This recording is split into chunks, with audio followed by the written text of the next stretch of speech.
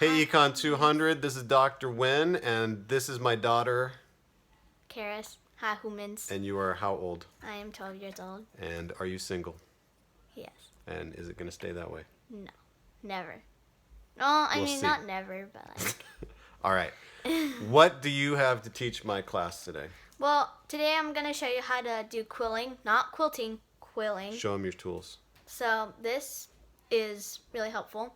And so today I'm going to be showing you a few techniques. So now, can you describe really quickly what is quilling? Quilling is basically making anything with shapes. So like I made this. And what do you make the shapes out of? You make them out of like thin strips of paper. Okay. And this tool, So it's kind of twisting paper ribbons yes. to make shapes. Yes. And make art out of that. All right. So I'm gonna turn the camera down so they can see what you are doing. All right. Okay. And what I see is it might look a little bit upside down from you guys' perspective, but bear with us. All right, go ahead. Okay, so if you see that little tiny slit right there. You can just put it here. Oh, okay. Right there. You put the paper through the slit, then you start turning. And it may take a while because like sometimes it gets really out of hand and like it unravels. But once you finally get it into like once it's done. So right here there are like numbers. For 25 and 30, you're gonna have to like glue two pieces of paper together. But right now, I think we're gonna do a 15. So this is called a loose circle, and you're gonna have to need some glue. And make sure that you're holding it tight. So sometimes the glue dries and it's not gonna work that well. So in that case, you can just use like a pointy object, like a pin. Then all you have to do is like put it through there to like break apart the dried glue, and then like there comes the glue.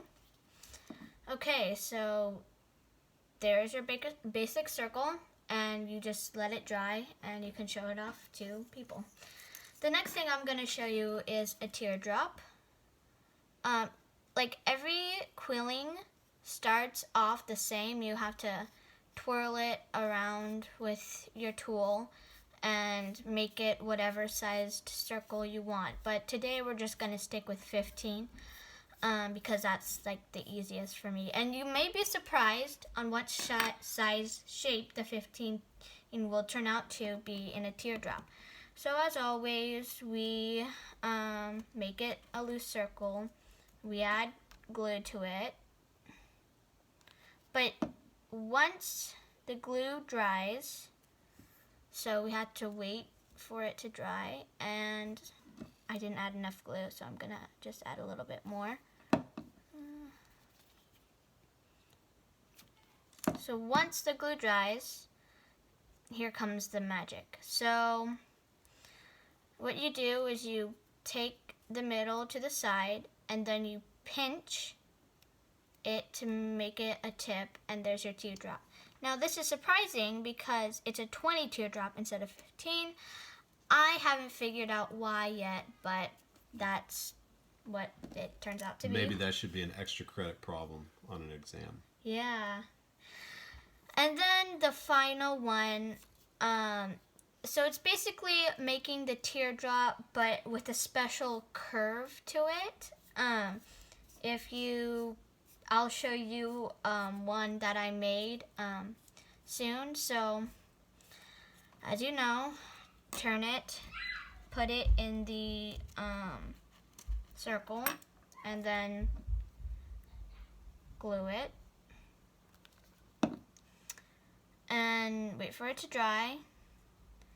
Then you make the teardrop. You make the teardrop. And then you curve it. This works better with 2 pieces of paper because it makes it bigger and easier to curl. But if you see right there in the middle of the Mockingjay, I use 2 pieces of paper so it curls better. And that's all I have for you guys today.